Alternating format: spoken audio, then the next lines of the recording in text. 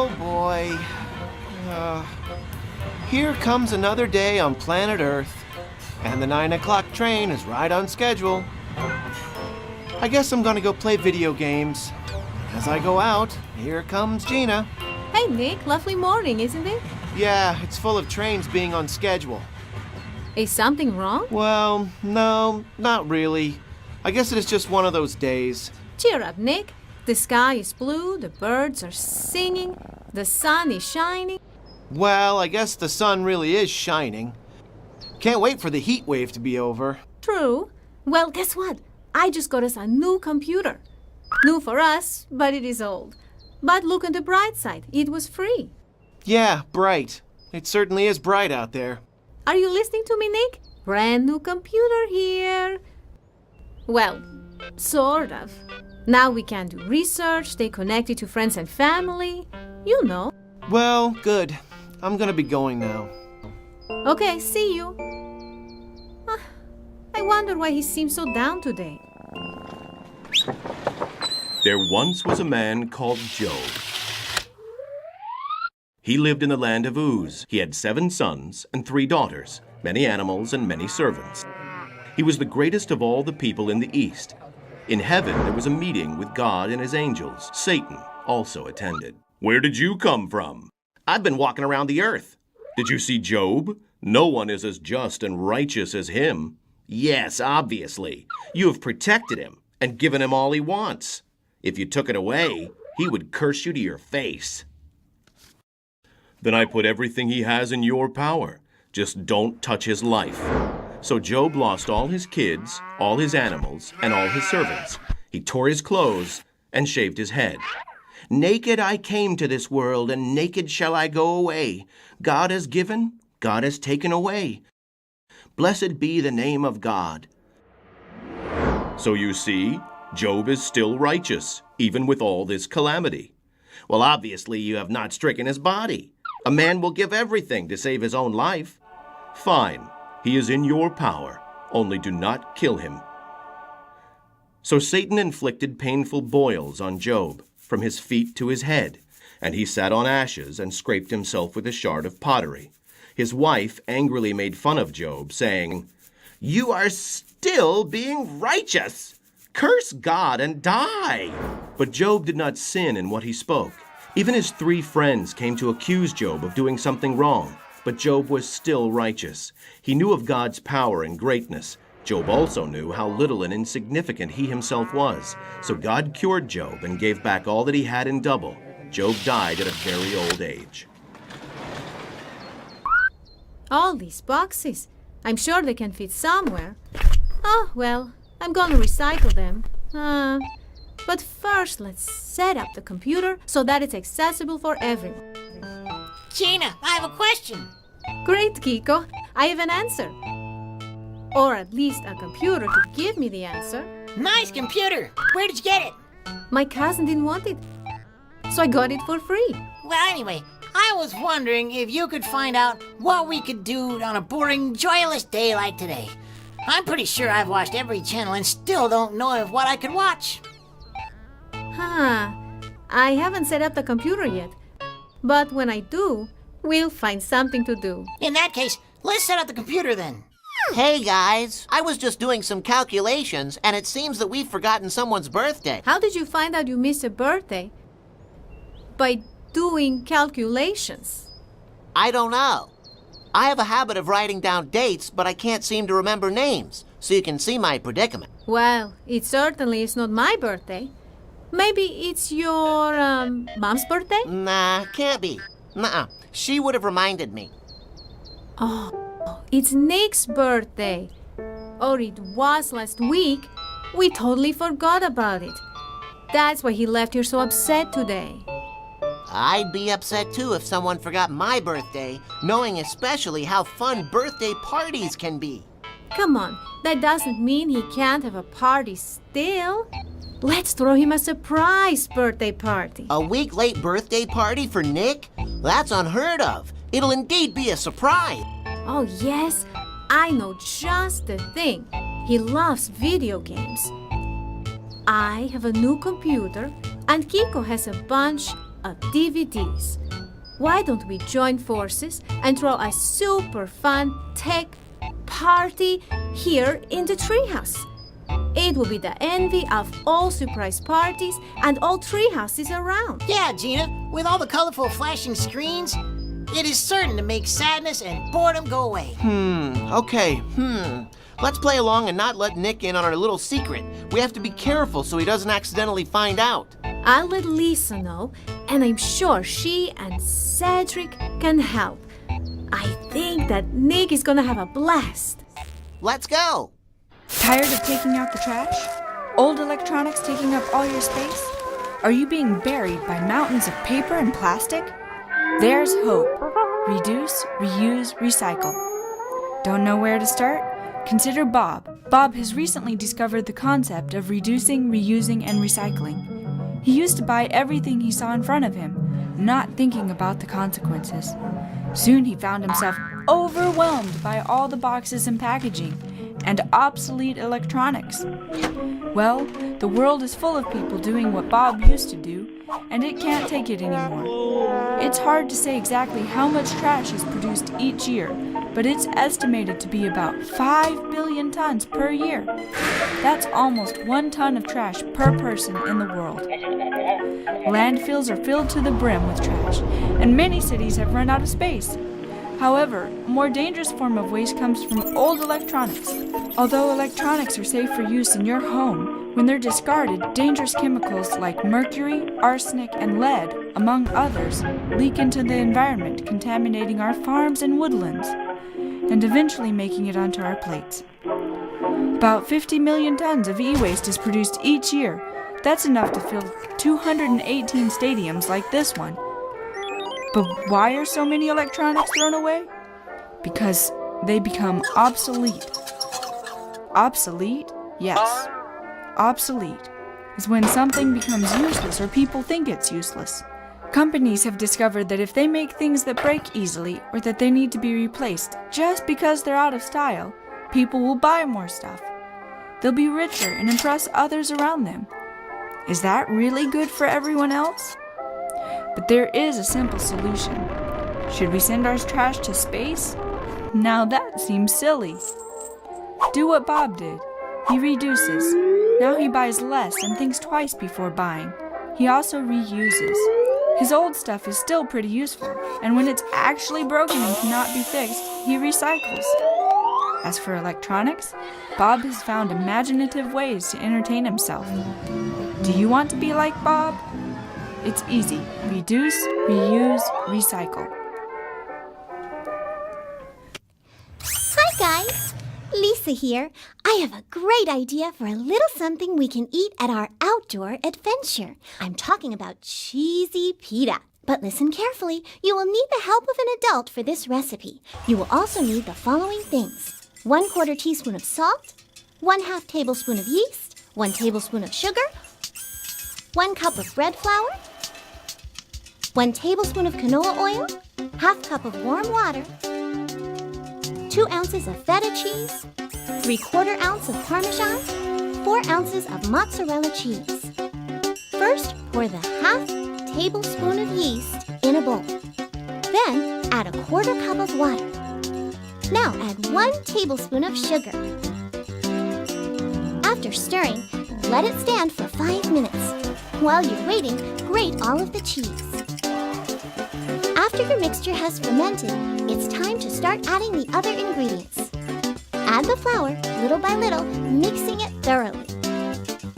Continue mixing the flour until the dough turns into a smooth ball. With the help of an adult, it's time to knead. When the dough becomes too dry, it's time to add the rest of the water. Also, don't forget to continue adding the flour. Once the dough has been kneaded, it'll become uniform and springy. Place it in a bowl and cover it.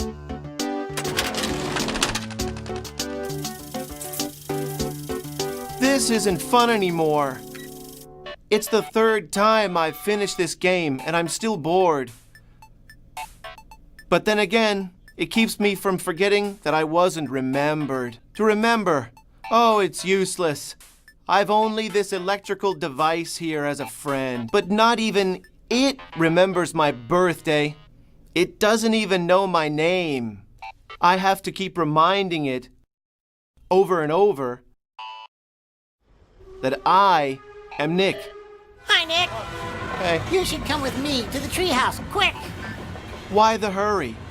Why follow tracks that lead you into places that never remember your passage there?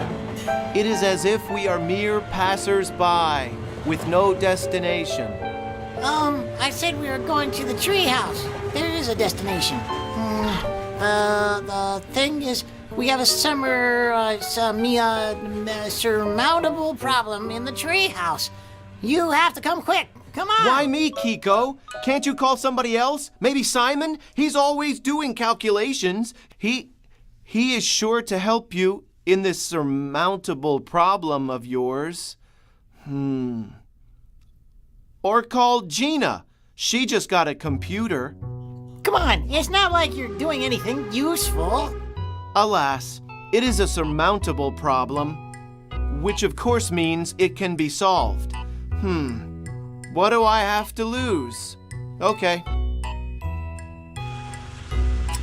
We're back. Now the dough has risen. Let's finish the recipe. Now that our dough is risen, ask an adult to knead the 3 cheeses into the mixture.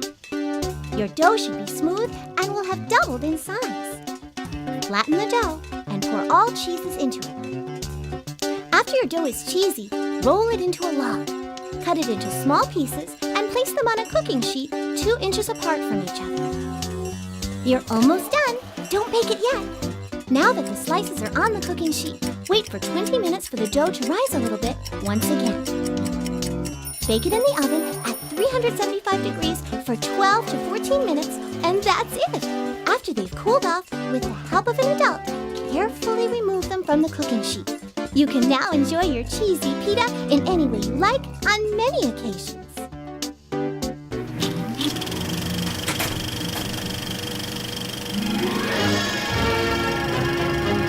And now it's time for Wonderful Inventors of Our Time.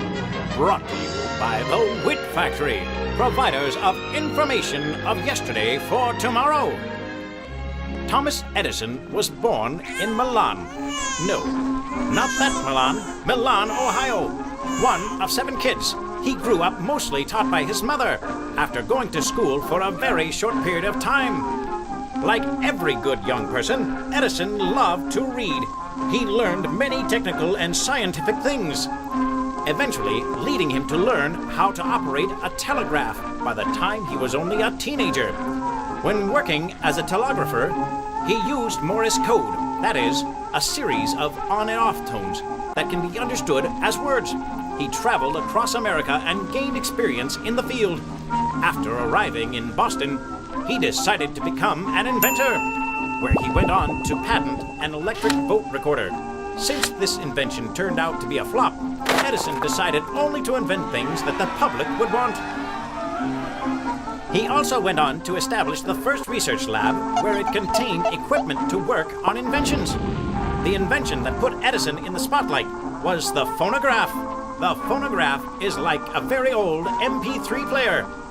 It has a big black disc that looks like a CD. When this came out, people were astounded with the invention. They went on to call him the Wizard of Menlo Park. One of the things Edison is most famous for is the development of a practical light bulb.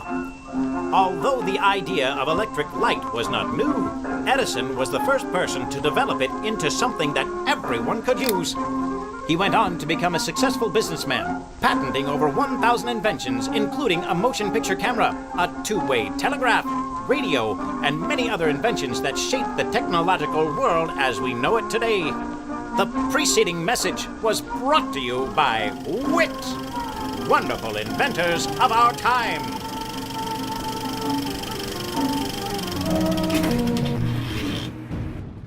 Cedric, did you check the status of the cake that Lisa is making? Yes, she just changed the status and reads, Lisa is mixing the flour. Oh, Nick's coming. Nick's coming. Act normal. Hey, Simon, Kiko told me there's a surmountable problem here. Surmountable? Surmountable. The thing is that, what's a surprise? Surprise!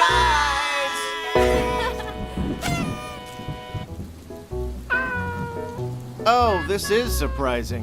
What's happening here? It's a birthday party for you. Sorry that we forgot about it last week, but we are making it up with all these fun gadgets and games. Oh, great. More video games. I knew you would like it. Why don't we start with this one? It's my favorite. Oh, what? Oh, great! The power is out! What are we gonna do now? The party is practically ruined! Hey guys, the cake is, Nick. He knows. Oh, well, it looks like we are not going to have any cake then, because I need electricity to finish baking it. Oh, no cake, no games, I suppose. Exactly. All these electronics are now as useless as these empty cardboard boxes. This officially makes it a boring day. Not that it wasn't already before. Oh, I have an idea. These don't have to be just cardboard boxes. This doesn't have to be a boring day. I have just the thing to brighten up this party. Summer is a time associated with warm days in the sun, sun-kissed afternoons, and pleasant days at the beach. However, sudden storms appear and are usually accompanied by thunder and lightning. Although it is not fun when it rains in your parade, storms are essential to the survival of plants and animals. For an ecosystem to be productive, water must cycle through. The sun acts as a pump, providing the energy to keep things moving, keeping the cycle in motion. Water from rivers and oceans evaporates or becomes a gas. When the sun and wind act upon it, the vapor molecules rise to the sky and condense, forming a cloud. When this cloud becomes heavy, it rains. The rain falls on the land and is partially absorbed by plants. Some of it drains to rivers, which in turn drain to the ocean. Part of the water is absorbed by the soil and filtered down to the water table, replenishing the underground aquifers, which supply streams with fresh water. In cities, sudden storms can cause many problems because of impervious surfaces that cannot absorb water. Floods, blackouts, contamination of fresh water with sewers are all possible risks. So when building something, it is important to leave as much unpaved ground like grass or forest, even gravel, so that water can be absorbed and not simply run off.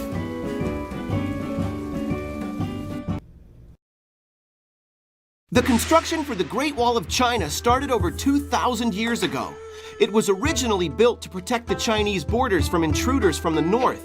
But because the wall is not continuous, invaders, such as Genghis Khan, would simply go around the wall into Chinese territory. The construction of the wall took place for almost 2 millennia. Coming in at 5,500 miles, it is the longest human structure in the world. One of the first big pieces of the wall was built during the Qin dynasty. However, little of that wall remains today. Most of the surviving pieces are from the Ming dynasty. Also notable are the numerous watchtowers and forts, which would house soldiers who would then help defend the borders. Beacons, or warning signals that were lit up by guards, were also used to transmit messages from one region to another. Although majestic in its structure, it is estimated that 1 million people died building it. The builders were thought to be made up of guards, peasants, disgraced noblemen, and convicts. Today, the wall is known as a symbol of Chinese national pride, a tourist site to millions of people every year, and one of mankind's greatest structural achievements.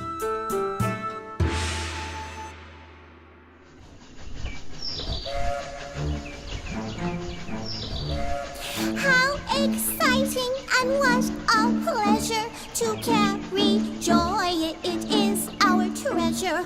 For without joy we would be bored, and that is something we cannot afford. I've heard of this so-called joy, and here is my ploy. With a plain decoy, this plan I'll employ.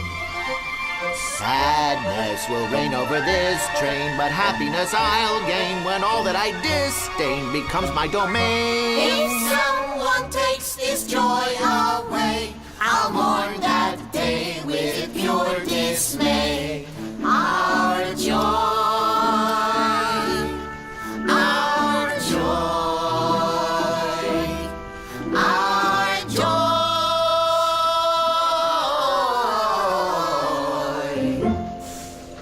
I cannot understand why loudly advertise such precious cargo. That is indeed unwise. Yet I just fail to see this feeling they call glee, or joy, or happiness. I am just bored, you see. I seem uninterested. I am indifferent. If only I could do something to save the day. It is I, Don Bore, but you can call me Boredom. I'm here because your friend said he was bored.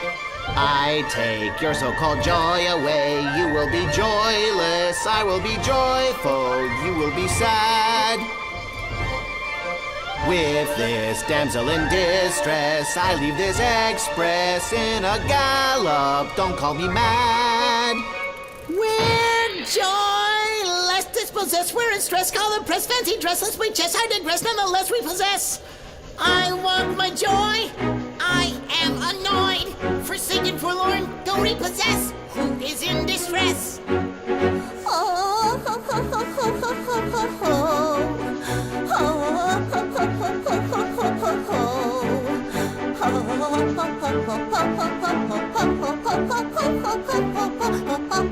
ho, ho, ho. Who will come and rescue me? I can save this damsel in distress, since it was I who called boredom into this train. It's my responsibility, though far from my ability. I will need some help to bring joy into its rightful place. Here's my plan, which is just improvised, though I have just revised in this last verse. Let's just all laugh and giggle, tell jokes and play and mingle. It is all you need to bring joy back in time.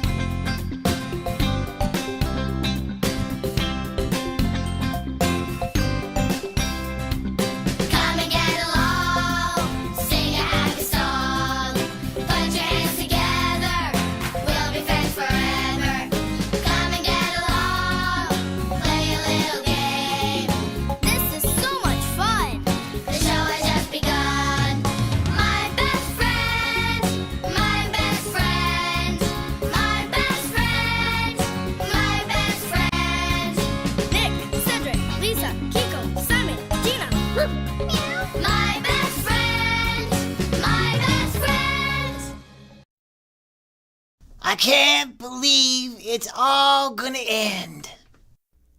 Technically, it's not even our tree. I know, but there's no convincing them that this tree is important to us. Let's just be thankful that we could use the tree in the first place.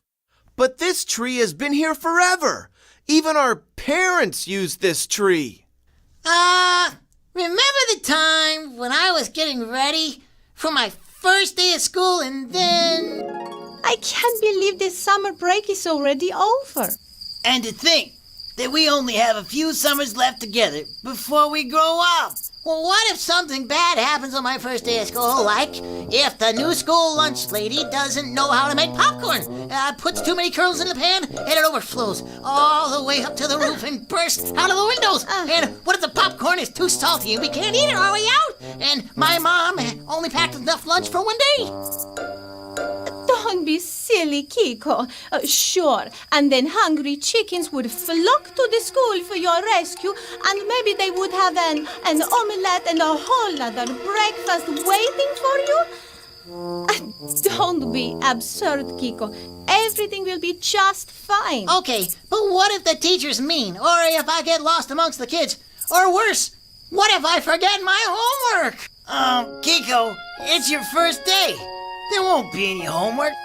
Yeah, we're all a little older than you and had many first days of school. It's not as bad as you would think. You'll look back at this and you're gonna laugh. When I look back, it was a scary feeling going to school for the first time, but I'm glad that I was able to meet in this treehouse to talk to you guys.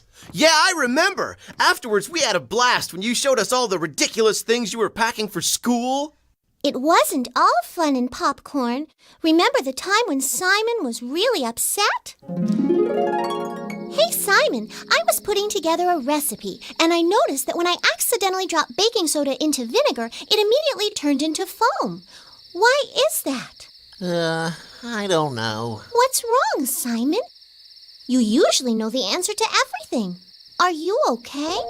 I'm just really upset because I lost my grandma. We're your best friends. We're here for you. I know that this is a really hard time for you.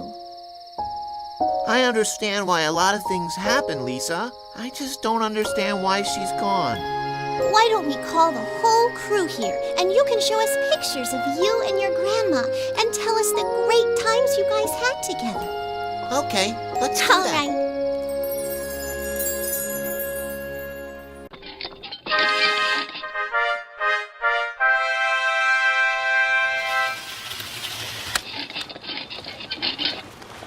Two men decide to build a house. I'm gonna build my house on this beautiful sand valley. That doesn't seem sturdy enough for a house. I'm gonna build my house on this sturdy rock. Well, I'll be done in no time.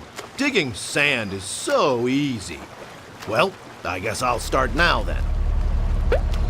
Oh, hey, my house is here. This way, guys. A little more. Watch out, watch out. No scratches now.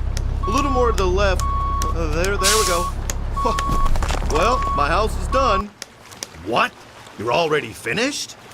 I told you so. Who seems foolish now? So the wise man toiled for days to finish his house on the rock. Thank you. I'll take that. How's it going, homeless guy? Dum da dum da dum da dum da dum da dum da dum da dum.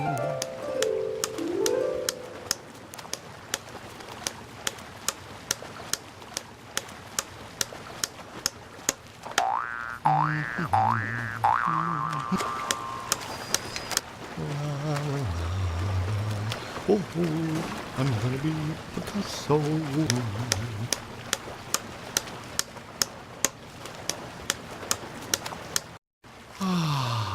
My dream house. Oh, wait, I already have it. Well, I'm finally done. It's about time. That was too much work for such a simple house. Would you like some water? I'm fine. I think there's a lot of it coming this way. Whoa, whoa, whoa, whoa, whoa.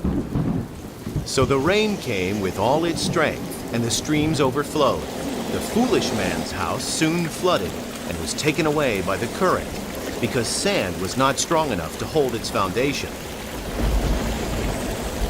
But the wise man's house stood up against the storm, since it was firmly grounded on the rock. If only I were wise and not foolish, I wouldn't be drowning. Or almost drowning. Quick, swim over this way. I can help you up. Oh, my couch.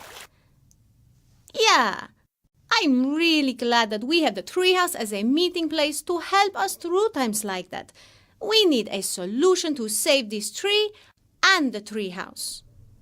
Why can't we just ask for permission so we can stay here? It's not that simple, Kiko. The new owner who is buying this property wants to cut down the tree, and as soon as he moves in, this tree and the house is gone. We have to think of a way to solve this. Hey, we can't solve this in 10 minutes. We have to make a plan to save it. I know. We could build a fence around it and have Ollie guard it, and they'll be scared off by his ferociousness. Or we could buy the land if we gather all our coins together. No, it's useless. Everything we've ever experienced here will forever be memories. From dawn to dusk, our existence here is but a mere ebb and flow of memories. And look at the tears of the oppressed. They have no comforter. On the side of their oppressors, there is power. I hate to cut into your moment, but we have a real problem here. And a real problem needs a real solution. We're not going to win them over with poetry and songs. Guys, wait a minute. It doesn't have to be like that. We must explain to them that our tree is important to us. I know, but is it important to them? Well, I like trees. They should like trees too. They're important. But why are trees so important? When you look at a tree, it doesn't seem to do much. But beneath its barky surface lies the key to our survival. Trees are incredible creatures that play a fundamental role in the world. Trees can make their own food through photosynthesis and also food for others, purifying the air from carbon dioxide, producing oxygen, and preventing soil erosion, holding the dirt and minerals with their deep roots. And their foliage and mulch cover the ground, filtering water, serving as a natural barrier protecting water supplies, and serve as a shelter for people and animals. All this is possible without moving from place to place. Thanks to these leafy life givers, we can have a fruitful life. All human food comes from solar energy, and plants are the only things that can transform it into delicious food that we can eat at breakfast, lunch, and dinner. Deforestation, that is, cutting down trees, is an ever-growing problem, causing an imbalance in the environment. Replanting trees, or reforestation, can help. However, it can never replace original forests, especially in tropical climates. All animals depend on trees and plants, so if you imagine a world without trees and plants, it would be pretty much stationary. For without them, we wouldn't be moving.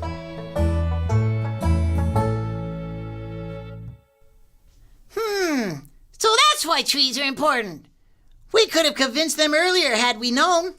Well, I knew that. Okay, so here's the plan. Lisa, you make some posters showing the benefit of preserving trees. Just make sure to use recycled material. Got it. I can help with the drawings and such. Great! Simon, I need a list of organizations that support preservation and reforestation efforts. I know just the website to go to. I'll have it in no time. Great! Kiko, why don't you talk to your family and friends and ask if they can help us out? And Cedric, you. Don't worry about me. I've got just the thing. Well, then let's do our best and try our hardest to convince them to let us keep our treehouse.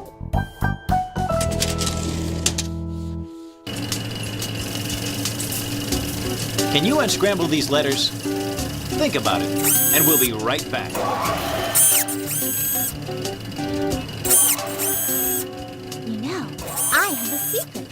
Just last summer, the crew and I put together an incredible machine. Now you can enjoy delicious recipes by simply following our instructions. If you pay close enough attention, you too can make these recipes at home with the help of your parents, even without the machine. Are you ready?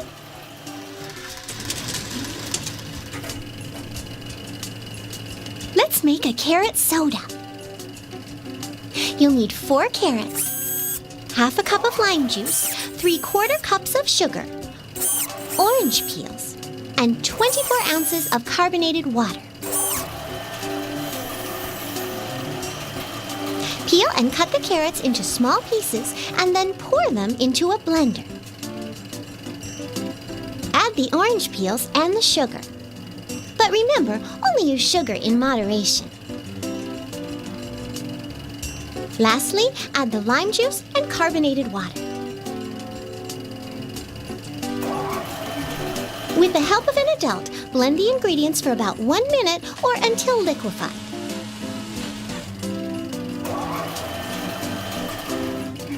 Sift the soda to remove the pulp. But keep in mind that you'll have more pulp than this. Your soda is ready. This recipe is only good when fresh, so drink on the same day.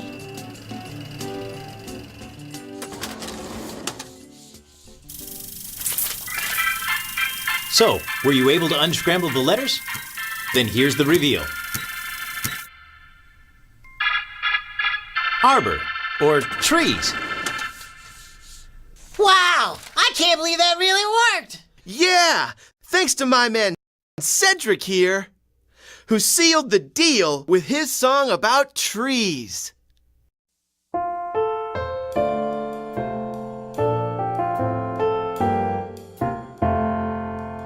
Imagine a world without a tree.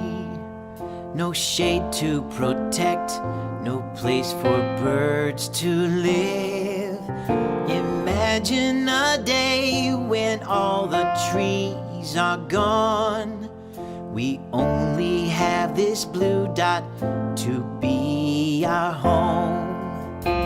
If we want a better world, a place to live, we have to take good care of planet Earth and save the trees.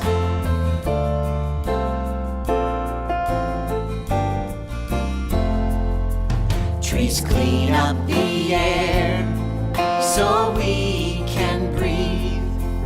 Hold tight when it rains with their roots so deep. They serve as a filter for the water. Let's stand for the trees, sister and brother. If we want a better world, a place to live, we have to take good care of planet Earth and save the trees. This little planet is going down. We should do something, and the time is now. It's impossible to live without trees. Think about tomorrow, plant a tree or two. There is always something we can do. Together, we can make it work. If we want a better world, a place to live, we have to take good care of planet Earth and save the trees. If we want a better world, a place to live, we have to take good care of planet Earth and save the trees. If we want a better world, a place to live, we have to take good care of planet Earth and save the trees. If we want a better world, a place to live, we have to take good care of planet Earth and save the trees. And save the trees. Let's save the trees.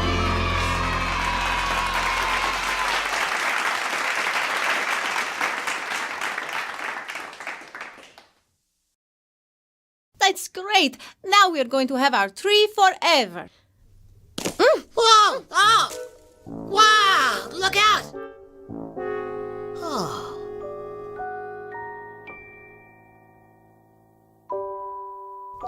Oh! Look at the funny white ants inside the tree eating their food!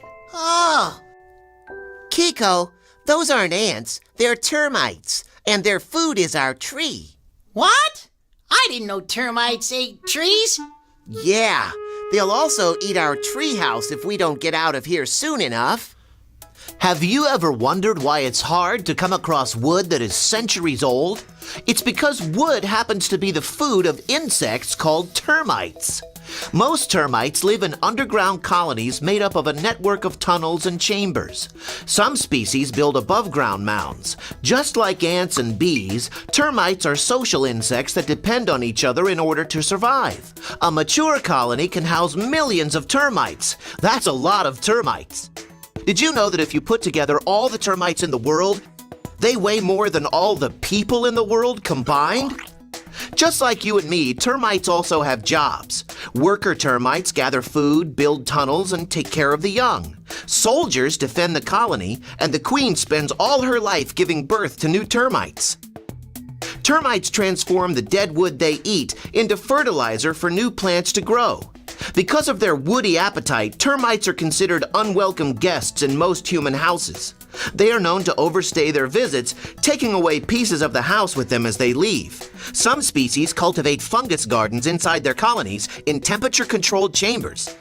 They do that by opening and closing vents to underground tunnels that let in cool air and chimneys that let out hot air. Humans have created energy-efficient cooling systems by observing these ingenious pieces of termite architecture. By copying termites, architects in Africa have constructed buildings in the desert that keep a constant, comfortable temperature using a fraction of the energy conventional air conditioning systems use. Now that's being smart if I say so. Humans have a lot to learn from termites, but as long as houses are built with wood, they will still be seen as unwanted neighbors in spite of their great value to the environment. In fact, most of the great old structures in the world still stand because they are built of stone. Nick, our roving reporter, is on location ready to show one of such marvels built out of stone, the Taj Mahal. Hi, Simon. I'm here in India looking for possible real estate for our new treehouse, but it looks like this place is out of our budget. Check out this swanky pool with southern exposure. In fact, the Taj Mahal is a mausoleum. That is, it was built to house a tomb.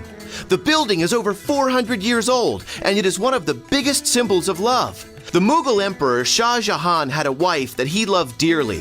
When she died, the emperor became really sad. He then decided to build a mausoleum in memory of his wife, Mumtaz Mahal. He hired the most famous architects and artisans of the time to work on it. They built a beautiful, symmetrical structure in white marble along the shores of a river, and Mumtaz's remains were kept inside. The building is decorated with jewels including agate, sapphire, amethyst, coral, jade, crystal, amber, and lapis lazuli. Some say the emperor wanted to build a replica of the Taj Mahal for himself on the other side of the river in black marble, but he was deposed by one of his sons and imprisoned in his own palace. Jahan died years later, and he was buried by Mumtaz's side. In fact, Jahan's coffin is the only thing in the whole structure that is not symmetrical. Yeah, now we are going to have to find a new tree for our treehouse. Yeah, this tree was perfect. It will be hard to find one just like this one. It seems such a pity to let all this good wood go to waste. Can't we reuse some of the boards? Yeah, as long as they are without termites. Last thing we want is to take them with us. We're worried about termites, but we still have no tree. It's not like we all have spare trees in our backyard that we are not using. Oh, hey, I have a spare tree in my backyard that I'm not using. I can talk to my parents, and I'm pretty sure they'd be cool with it. So all my singing was in vain? We had a place all along? Well, let's all go build it then! Yeah, let's go!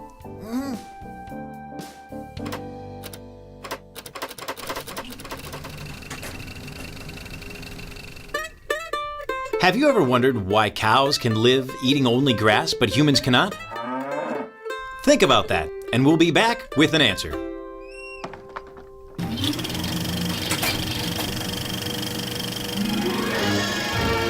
And now it's time for Wonderful Inventors of Our Time. Brought to you by the Wit Factory, providers of information of yesterday for tomorrow. Imagine skyscrapers without elevators. People would probably spend half of their day getting to and from their offices. Thanks to Elijah Otis, that is not a reality. He invented the safe elevator, making skyscrapers a reality. Before being an inventor, he worked several jobs.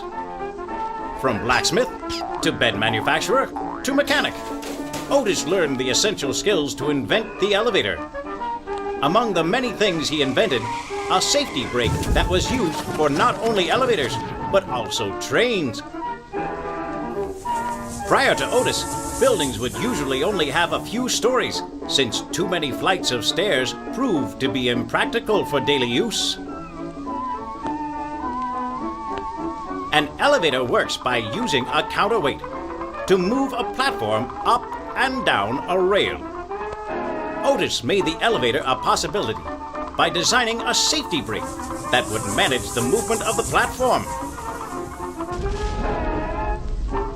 Although the elevator is commonly used today, during his lifetime, Otis never got to see it being used at such a scale. So next time you're in an elevator, remember Otis. The preceding was brought to you by WIT, Wonderful Inventors of Our Time.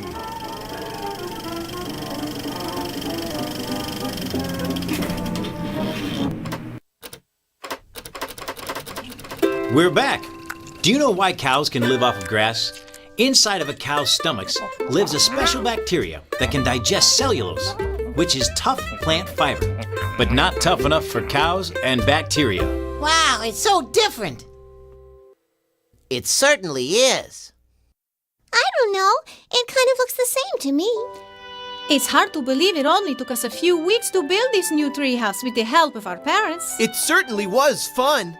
But I will always remember our old tree and all the fun adventures we had there. I know, and I can only imagine all the new adventures we'll have here.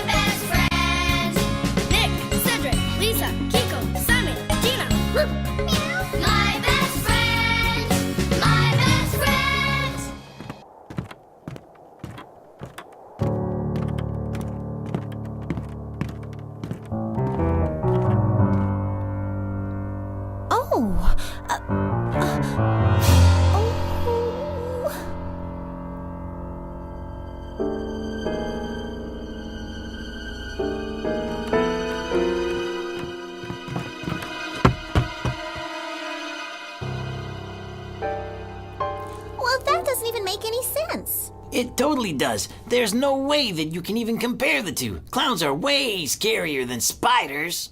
Hey, Simon, can you settle something for us? Certainly.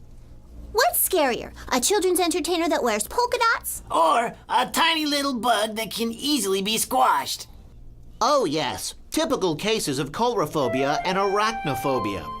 Neither is very scary. They're just irrational fears, although legitimate. Clowns are nothing more than people dressed up in silly costumes. There is usually no reason to fear them.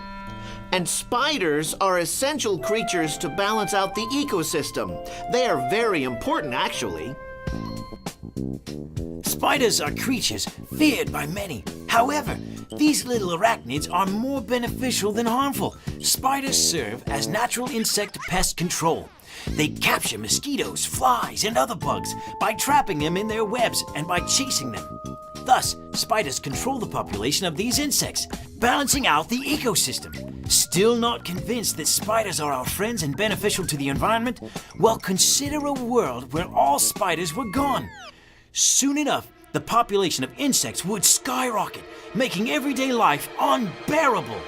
And in a world with so many insects, plants would suffer. Food supplies would diminish, causing famines or lack of food, and therefore conflicts would rise. Now that would be scary. Some spiders are dangerous though, so it's best to keep your distance when in doubt.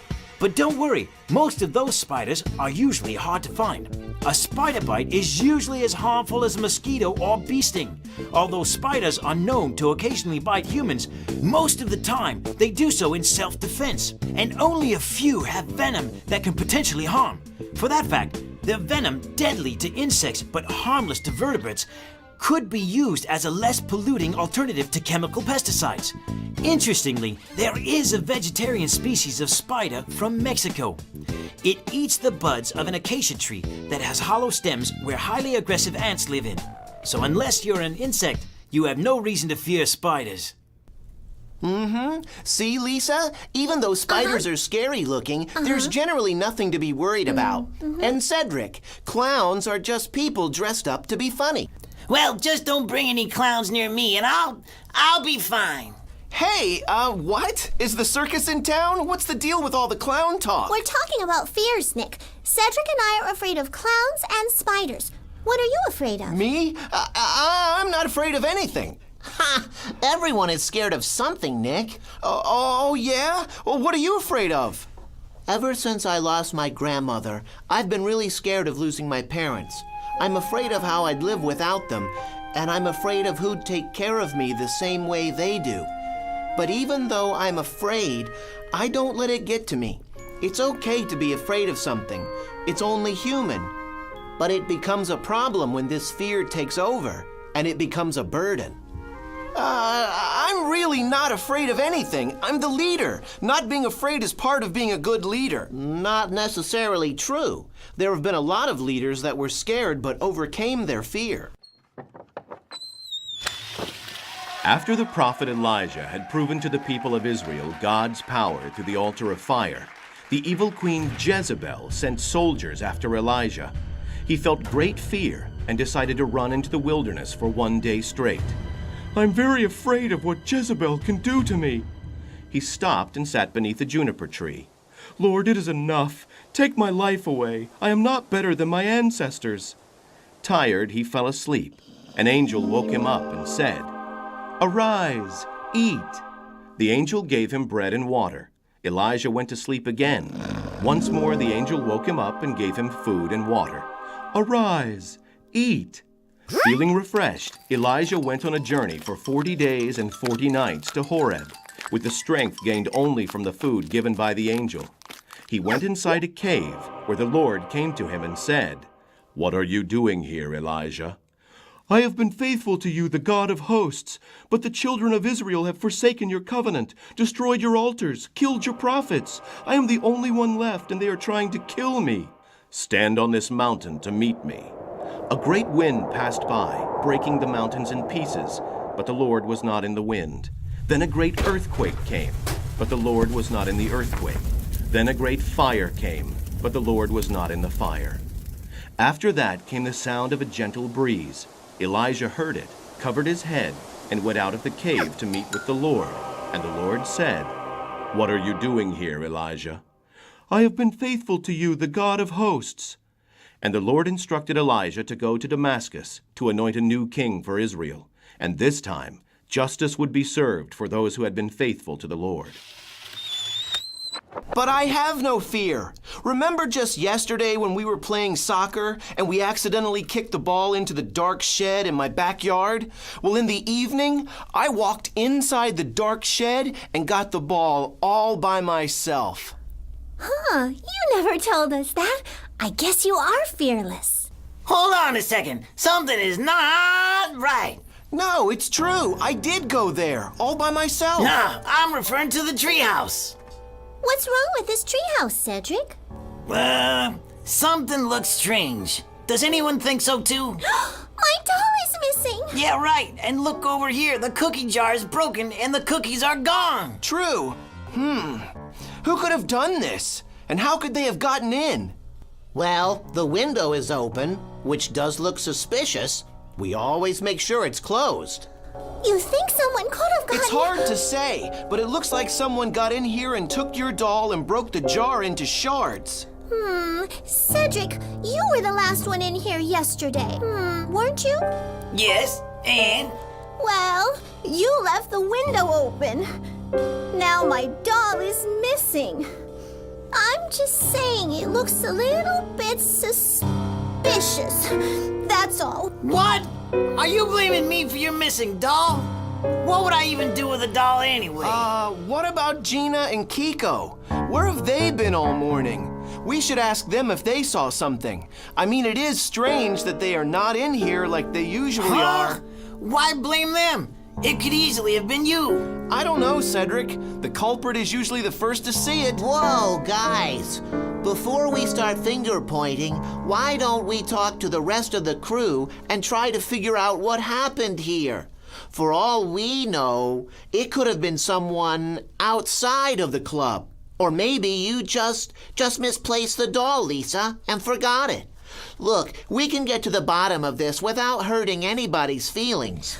I'm sure I didn't misplace the doll, and I certainly did not break the jar into shards. All right. Look, guys, I'll find Gina and Kiko and ask if they have noticed anything strange. Simon is right. We should talk to everyone here before jumping to conclusions. We're gonna stay here, waiting for you, Nick. Meanwhile, I will set something up. I have an idea of how we can solve this.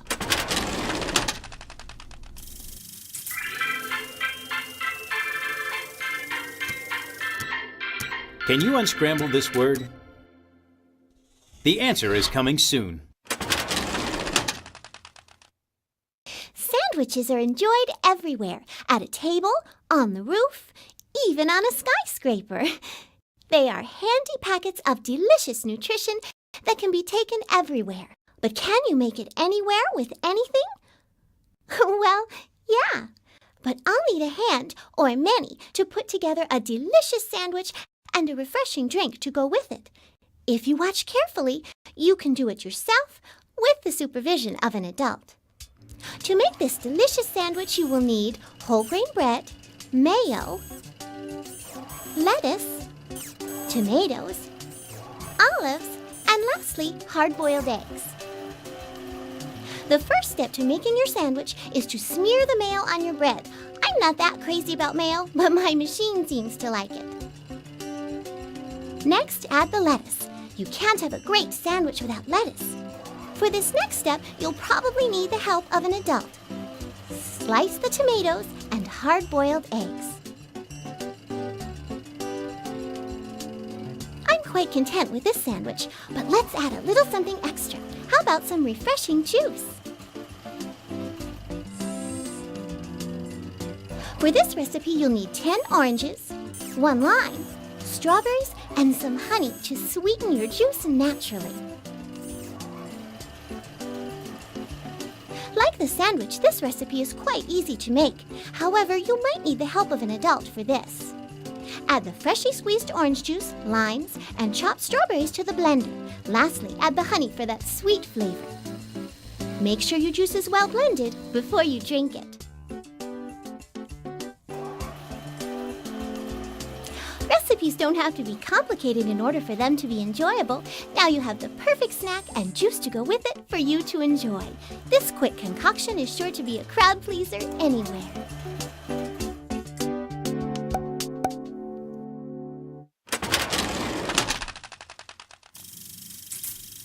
So, were you able to unscramble the word? Then here's the reveal. Judge.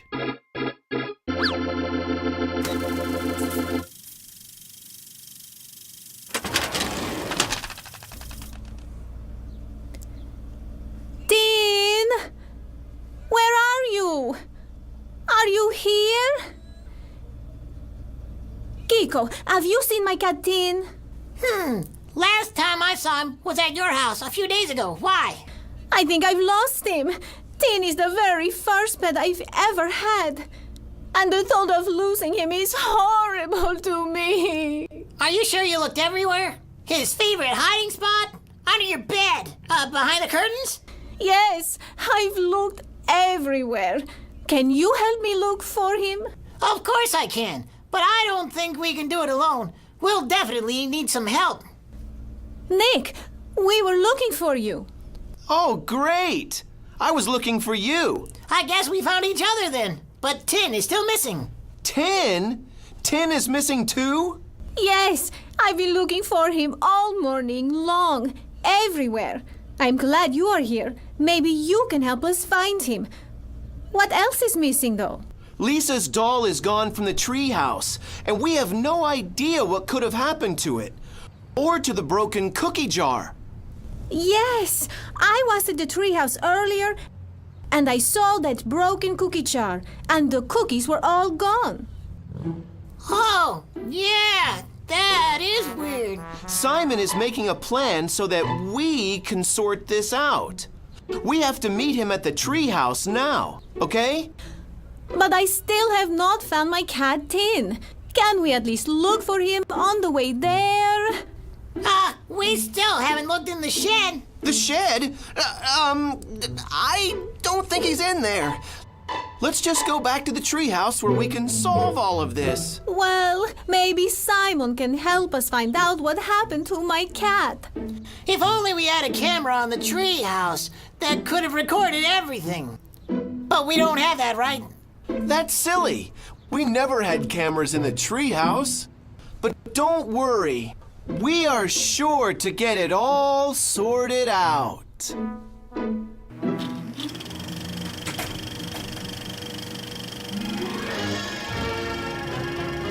And now it's time for Wonderful Inventors of Our Time. Brought to you by the Wit Factory, providers of information of yesterday for tomorrow. In today's world, we take millions of pictures a day and can see them instantly. However, people from yesterday's world had it a little bit different. You have probably heard of film, which came on rolls and had to be developed in an actual Photoshop. It could take days to finally see if you liked a picture or not. But even before film or digital photographs existed, there were cameras. Cameras have existed for centuries. Some painters used the camera obscura to aid in the creation of their work. But there was no way of permanently recording the projected image, except for drawing it. So Joseph Nicephore and Louis Daguerre decided to invent a chemical process to record and save those images for later viewing. That was how photographs were born. At the time, other inventors were also working on similar processes, like the French-Brazilian painter and inventor Hercules Florence, who actually gave the name photography to the process. However, Louis Daguerre was the first to properly patent the process, calling it the daguerreotype. The French government bought the rights to the invention and immediately made it public domain so that anyone could use it. Today, digital photographs are created through a completely electronic process. But the concept of recording images made by light exists thanks to these inventors. Without them, you wouldn't be watching us.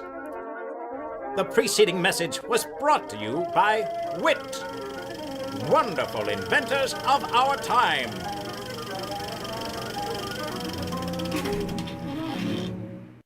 All rise. This court is now in session. Judge Simon presiding. You may be seated. We're here on the case of the investigation of Lisa's missing doll and possibly Gina's missing cat. It has been brought to my attention that a broken cookie jar with missing cookies has been found in the vicinity of the misdeed. It has been considered as evidence, held here as Exhibit A. We shall start the judgment with the plaintiff, Lisa. Lisa, state your case. Okay, this morning I was walking with Cedric and we were debating what is scarier, spiders or clowns. Obviously, there is no comparison. Clowns are nothing more than people. Now, spiders, come on, just look at them. They can crawl up your windows. Objection, Your Honor. This digression is not germane to your argument. It's out of order. Objection overruled. Please continue, Lisa. Ahem. So we went to the treehouse to find someone with a third opinion to settle the argument. That's when we met you, Simon. I mean, Your Honor. Then Cedric noticed something odd in the treehouse. Thank you, Lisa. Would you take it from here, Cedric? Yes, we noticed the doll was missing. And the cookie jar, which had cookies in it yesterday, lay shattered on the floor. And the cookies were missing. Also, the window was open. I understand that Gina was the first one in the treehouse today looking for her missing pet Tin. Is that right, Gina? Yes. Excuse me, Your Honor, if I may. You may. I conclude the same person who took the doll also took Gina's pet and probably ate the chocolate chip cookies. Oh, it is early to draw conclusions about the cat, doll, and chocolate chip cookies. Actually, wait, never mind. Excuse me, Your Honor, I would like to call Kiko to the witness stand. You may. Kiko, where were you on the night in question? I was home. That's it. Oh, but how can you explain you taking the missing doll and the chocolate chip cookies? Objection, Your Honor. He is accusing him without evidence. Objection sustained. Wait, where's my lawyer? I didn't take the doll. So the cat, then, aha! Yes, I mean, no. Wait, I'm confused. All I know is that we have 3 missing things. A doll, a cat, and chocolate chip cookies. They weren't chocolate chip cookies. They were raisin. Aha! I knew it! But how did you know? I did eat the raisin cookies, but I didn't bring the cookie jar or take Lisa's doll, much less Tin. So can you tell us what happened? Okay. Yesterday in the evening, I felt like having some cookies. So I went up to the treehouse and ate the last cookies in the jar. It was hot and humid. The treehouse, not the cookies. Let the record show that the cookies were dry. So I opened the window for some fresh air and saw Nick pacing next to the shed. So I went to go get some milk and soften the cookies, which, if you remember, were dry and brittle again. Let the record show the cookies were dry. Objection, Your Honor. The cookies were dry because I ran out of milk since I gave it to Gina to give to her cat. Order. Objection overruled. Go on, Kiko. So I went home, leaving the window open and the jar intact. But I made sure to close the door.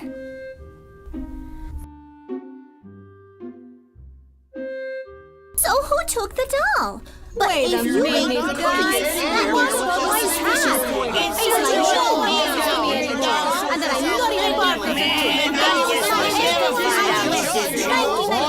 Order in the courtroom. We need to find out where everyone was during the night in question. Gina, where were you? I was at Lisa's house getting milk for Tin, which, let me remind everyone, is still lost. And I have looked everywhere. Not really, except in the shed. Oh, yes, the shed, which Nick told us we didn't have to look in. I remember. He said he went in there yesterday to retrieve a ball that had gone in there earlier in the day. What? No, he didn't. As I was walking home to get the milk, I saw Nick's parents get the ball for him since he seemed afraid to go in there, for some reason. So Nick took the doll? Let's not forget my cat Tin. It's always about the dog. I always forget This is silence when you don't accept. Silence in the courtroom. I conclude that we should go to the shed and settle this once and for all. This court is adjourned. Do you know why in some places judges are known to traditionally wear robes and wigs? Stick around and we'll be back with an answer.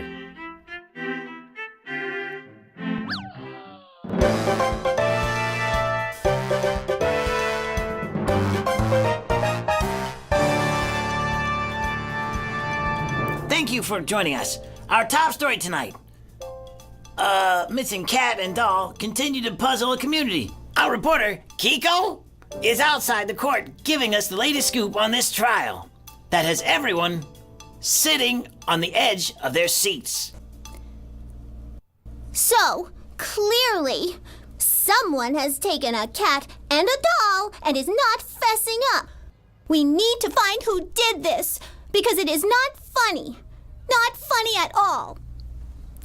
If anyone out there has seen my cat, he is gray with a white belly. Tin, we are gonna find you. We are gonna find you. Come home, boy. Come home, boy. Very tragic tale. We'll stay on top of this developing story after this short commercial break.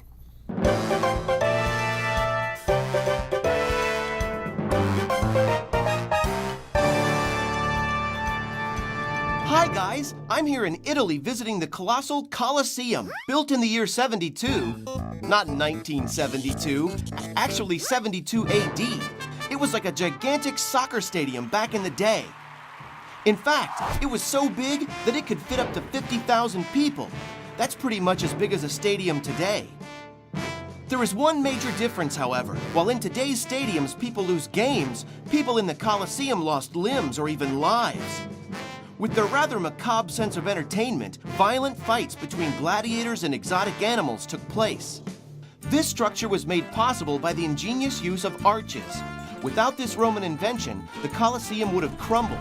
Well, it would have crumbled even more so. It is known as one of the new 7 wonders of the world, something that any Roman engineer would be proud of. Thank you, Nick. And now for the conclusion of our developing story. But first, here is the answer to the riddle. Thank you for watching Global News.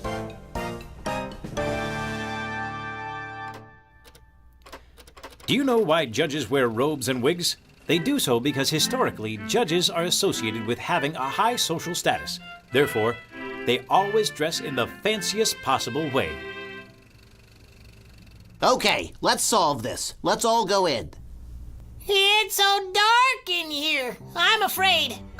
Look, it's the cat and the doll. They're right there.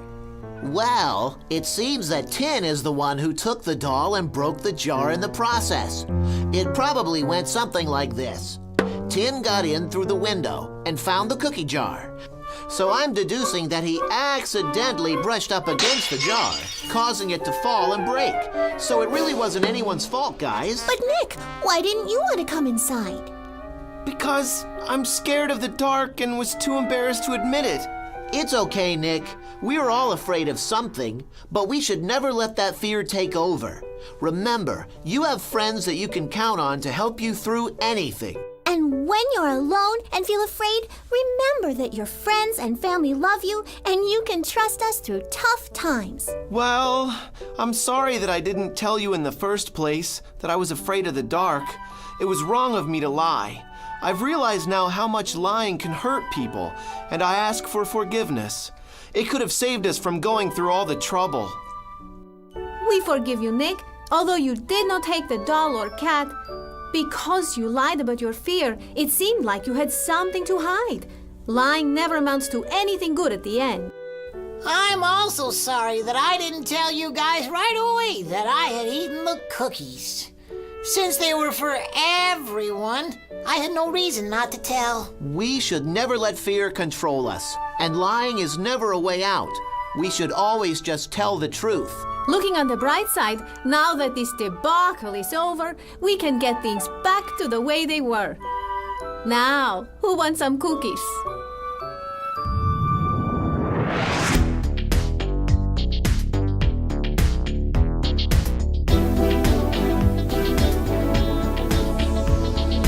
Don't let fear control you like a puppet. Don't be a puppet of fear. Don't let fear control you like a puppet. Don't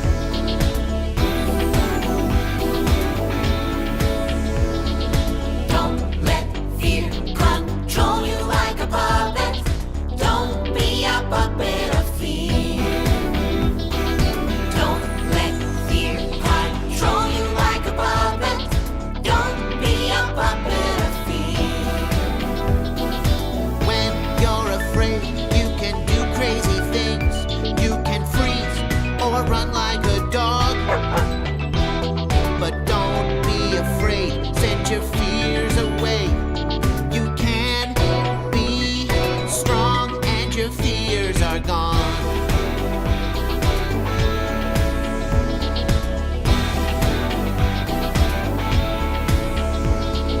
Don't let fear control you like a puppet.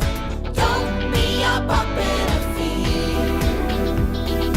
Don't let fear control you like a puppet. Don't be a puppet of fear. Don't let fear control you like a puppet. Don't be a puppet of fear. Don't let fear control you like a puppet. Don't be a puppet of fear.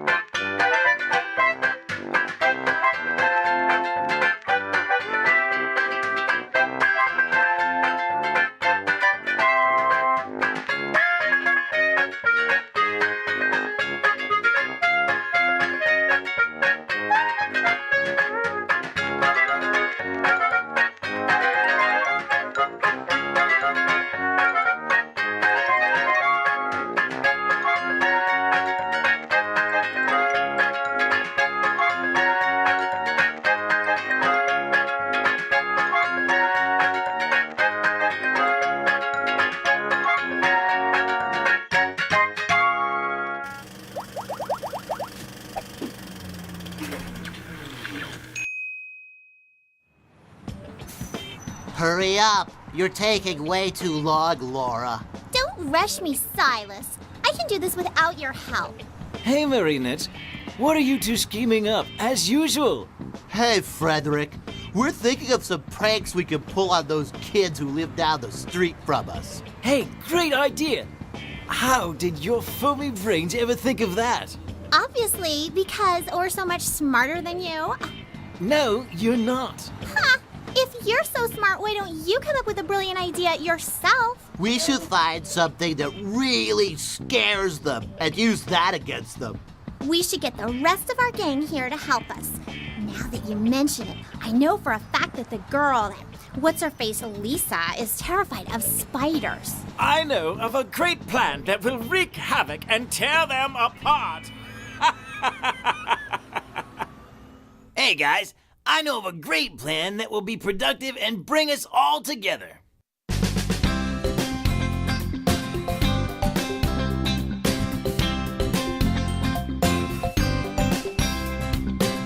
and get along, sing a happy song.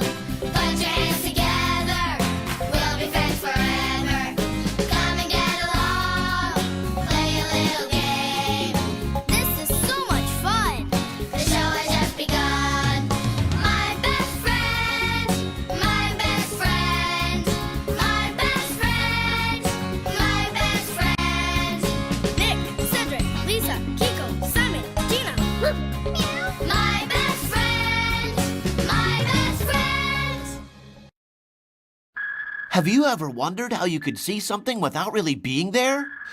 And I'm not talking about a video recording. Well, if you ever happen to be underwater in a submarine and need to look at the surface, this device will certainly come in handy. It's called a periscope, and it's an instrument that uses the principles of physics to reflect the images in mirrors or prisms. It allows a person to be underwater and see what's happening above the surface. Now you may be thinking this is complicated and expensive machinery. But if you watch carefully, you will see how you can build one in a very fun and simple way, and also learn a little bit more about physics. Just remember to ask for the help of an adult. Now, here is what you will need. You'll need tape, a utility knife, 2 pieces of mirror, and an empty carton of juice or milk. Draw 2 squares on opposing sides of the box like this. These will be the holes for the periscope. When using the utility knife, be sure to ask for the help of an adult. Now, when cutting the square, make sure to leave one side intact. This will be the placeholder for the mirror and will provide a 45-degree angle to make the periscope work. When using the mirrors, make sure to ask an adult to help tape the sides. That way you will not cut yourself. Grab the tape so that the mirror can be held in place inside of the periscope like this.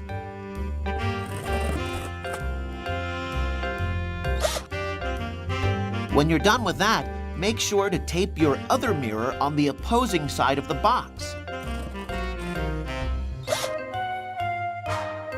After this project is done, you can go outside and play with your family and friends, or even pretend to be in a submarine. Now here's an interesting fact.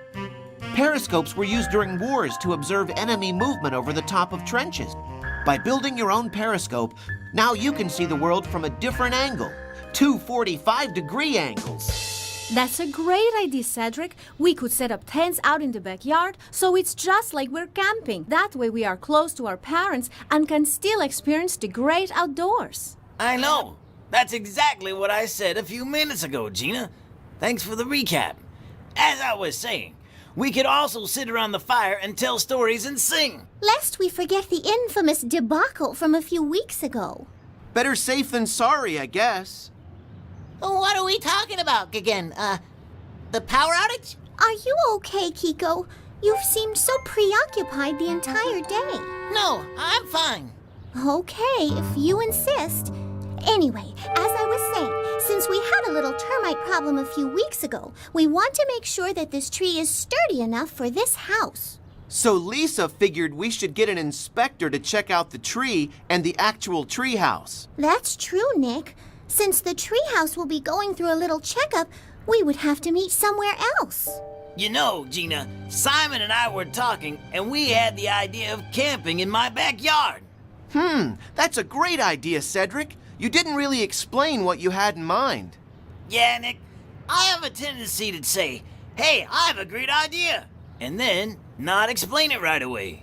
Come on, just think. When was the last time we just relaxed and didn't rely so much on our toys and gadgets? I feel like we did that just last week, with the power outage and all. But that was a little different. This time we are choosing to unplug. I can't wait for our little camping adventure. I can already think of a snack we can put together. It would be fun. Nobody could bother us here in our backyard. Okay, I'll take care of getting the tents. I have some old sheets we could use. But first, let's go ask your parents' permission, Cedric, and see if they can help us. Yeah. Sounds good, yeah.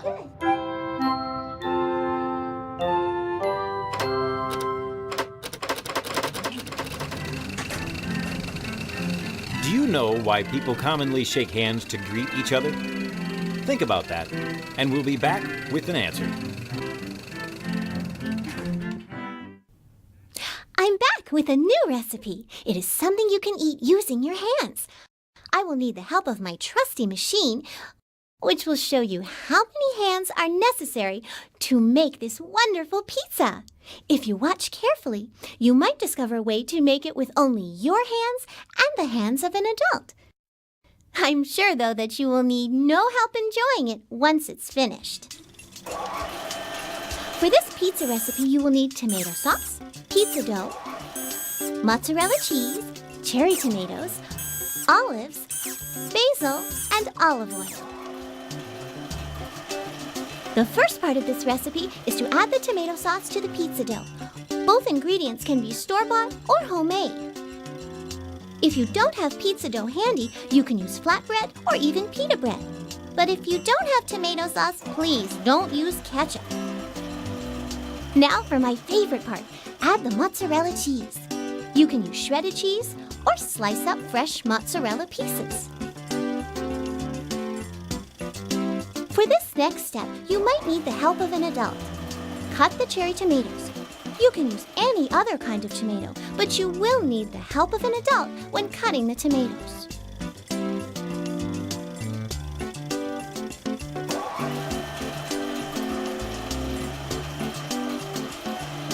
It wouldn't be a great pizza without basil. Make sure that the basil is fresh. And since basil leaves are herbs, feel free to splurge because they are good for you. Next, add the olive and olive oil. Now here's a fun fact. The olive branch is known as a sign of peace. This is probably because of the long time that it takes for the olive to be ready for harvest. When your pizza is ready, it's time to put it in the oven. Ask an adult to place the pizza on a pizza cooking sheet and place in a preheated oven of 350 degrees.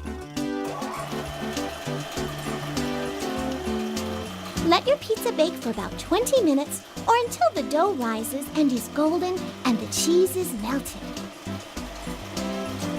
Your pizza is ready. You can even get creative and make different patterns and designs for your pizza. But the most important part is to have fun and, of course, enjoy your pizza.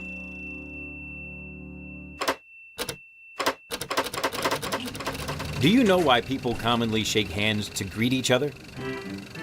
It's because centuries ago, it was done to demonstrate that both people were not hiding weapons. So it is known today as a friendly greeting.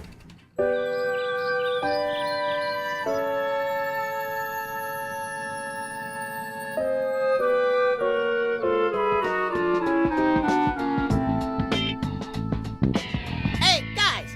Norman and I just got some new intel. Really, Rico? What do you find out about those kids?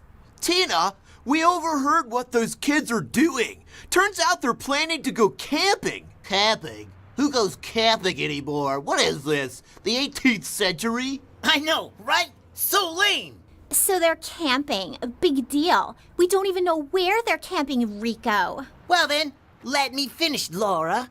They're planning on camping in their backyard. This is perfect for us. All we have to do is plan our pranks around where they will be. This is all too easy.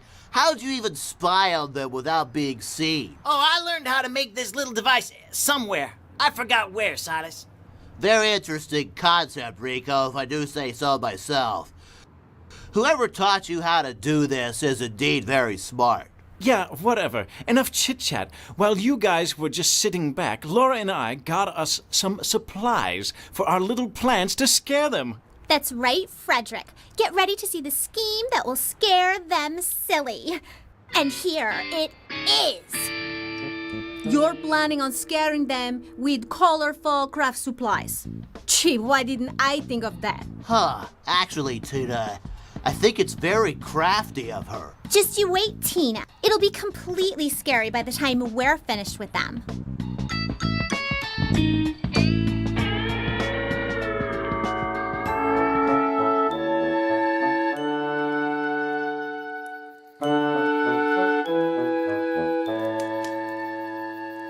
What's wrong, Kiko? You seem down today. Well, Gina, I'll have to go to school tomorrow. It's not so fun anymore. Why? What's the matter? Well, it's just that a kid in my school is picking on me. Have you talked to the teacher? Not really. Teachers are there not only to teach school stuff, but also to help you with things like this. Why haven't you told any of your teachers? Because I'm scared it might be worse if I tell someone. So what do you do about it? Well, I try to avoid him, but he has a way of finding me. Has he hurt you? Because if he has, you have to tell someone. Well, he hasn't hurt me, but he did scare me. Do you know who he is? Well, he looks very familiar. Maybe it's because I've seen him so much. So what exactly did he do at school? Well, one day... Hey, loser! What are you playing with? Oh, a game. Want to play with it? I got it from an older cousin of my friend Gina's. I'm sorry. I didn't think I can read hieroglyphs. I didn't even know this game existed anymore.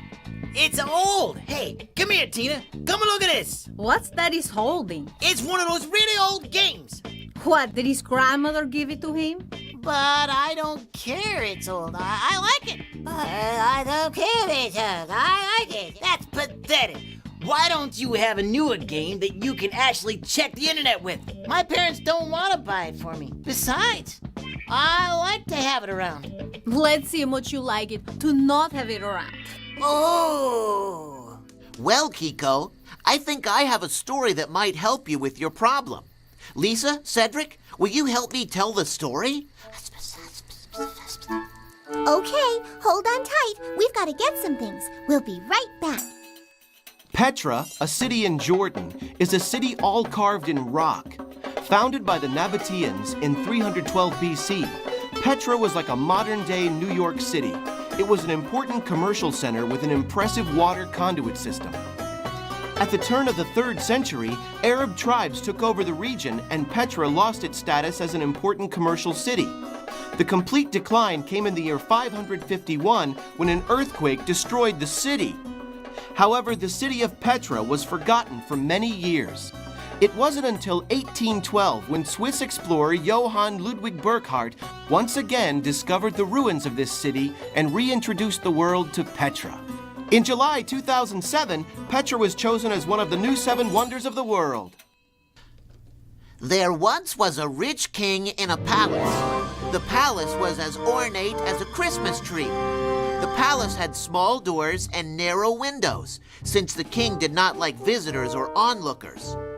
He ate all day, had several feasts, and grew as plump as a watermelon.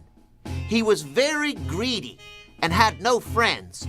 He had, however, many demands.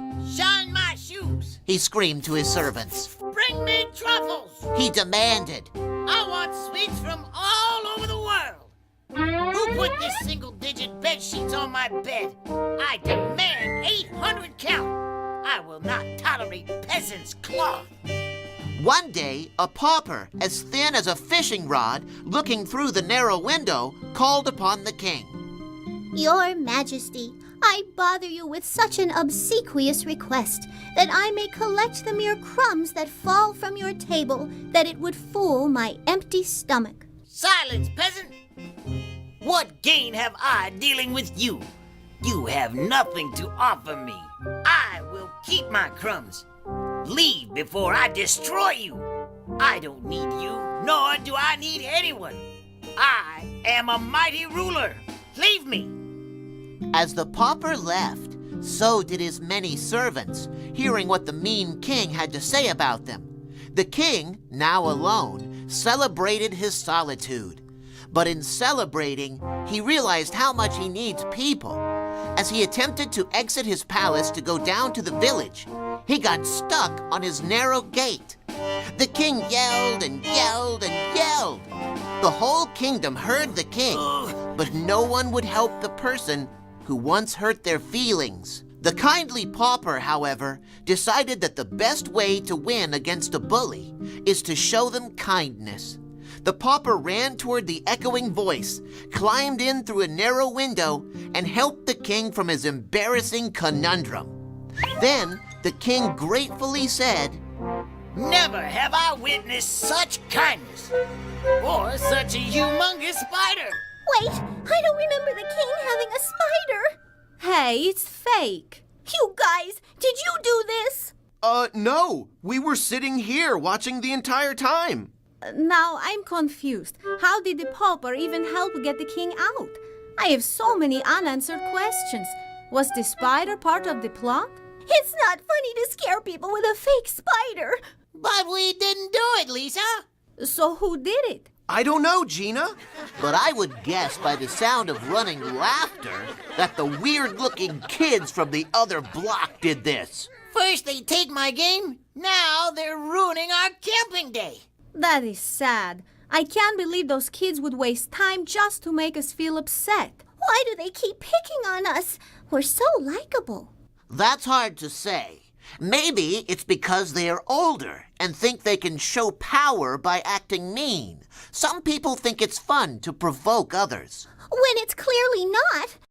It's very easy for them to pick on kids smaller than they are. What are we going to do? Violence only begets violence. Some bullies pick on kids just to see them cry or scream or just to make them feel bad. I wasn't able to finish the story, but the point remains. The best way to deal with adversity is to treat them with the compassion and respect that you would have liked to have been treated with.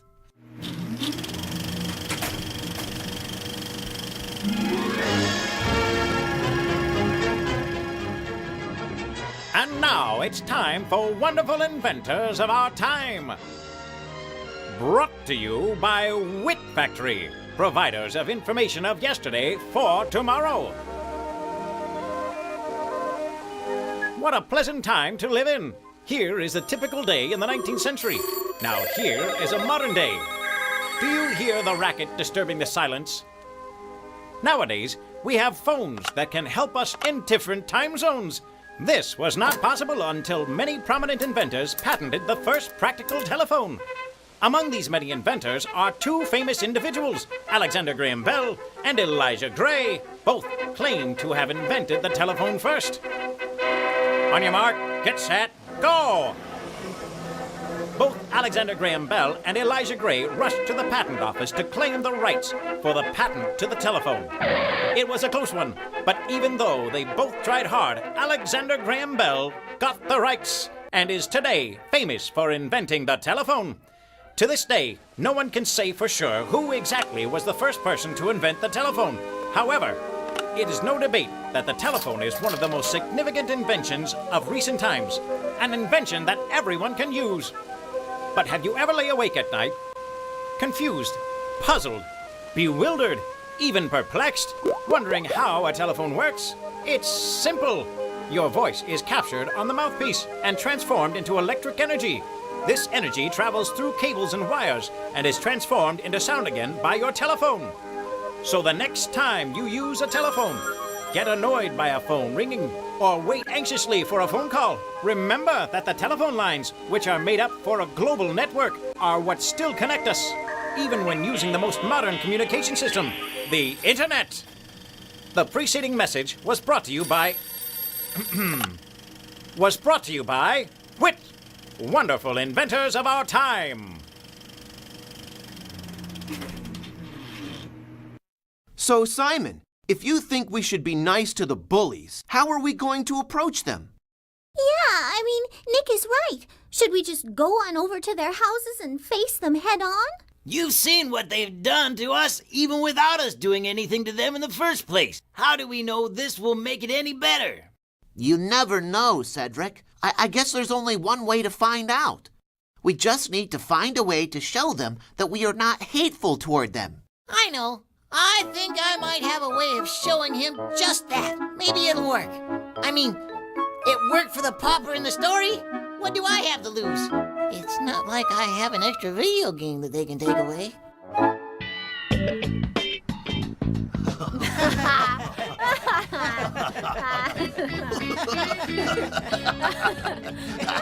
That was so funny. Did you see the look on their faces? I know, Frederick. Who'd have thought that crafty little pipe cleaners would scare them? I told you, but you guys were doubting me. Looks like my little plan worked. Well, I never doubted you for a second, Laura.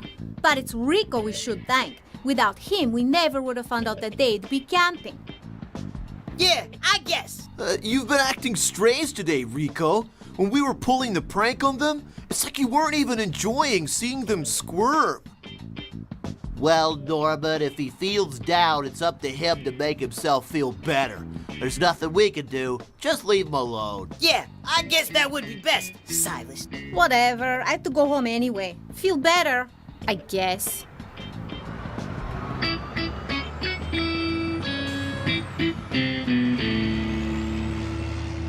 Hey, I was looking for you. Yeah, well, you've come here to have an argument face to face. Then you better be ready. Well, I'm not here to have an argument with you. Yeah, you aren't? Well, if you want your game back, you're gonna have to come and get it. I'm not here for that either. So you just came up here to tell me that I can keep the game.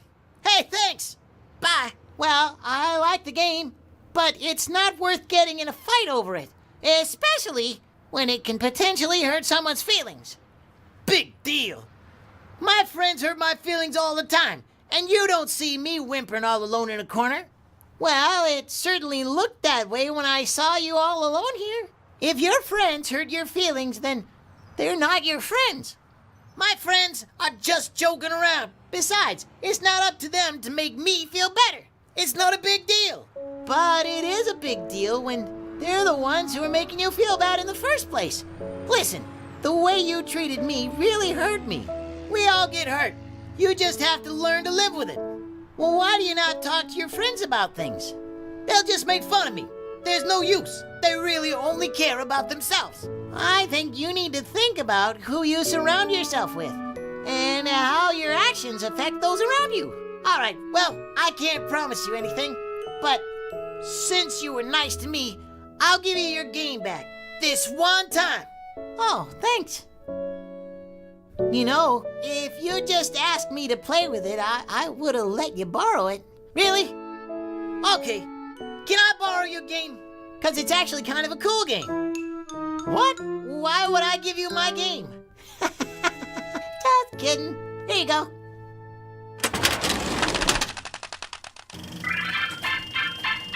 Can you unscramble this word?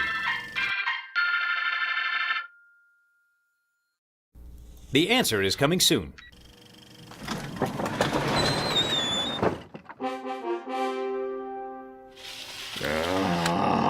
The king of the Israelites, Saul, had become furious because David had been appointed to be the new king. Hip, hip, hooray! Hip, hip, hooray! Hip, hip, hooray! So Saul and his men went after David. After some days of searching, Saul decided to go into a cave. He then fell asleep on a rock. Inside the cave, David was hiding with his men. They encouraged David to kill his enemy, Saul. But David decided only to cut a piece of Saul's robe without him knowing and spare his life. But then David regretted even having cut a piece of the cape. The Lord forbid that I should do this thing unto my master. David told his men not to attack Saul, and they didn't.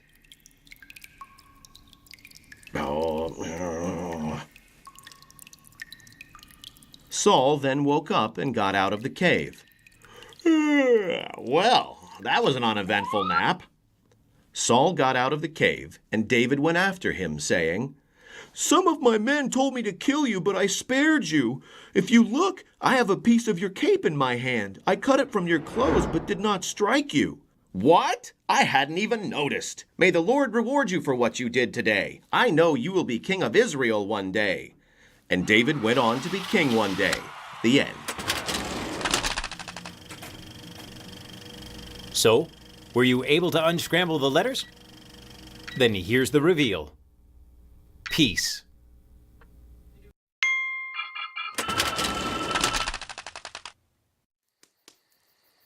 Kiko, where were you?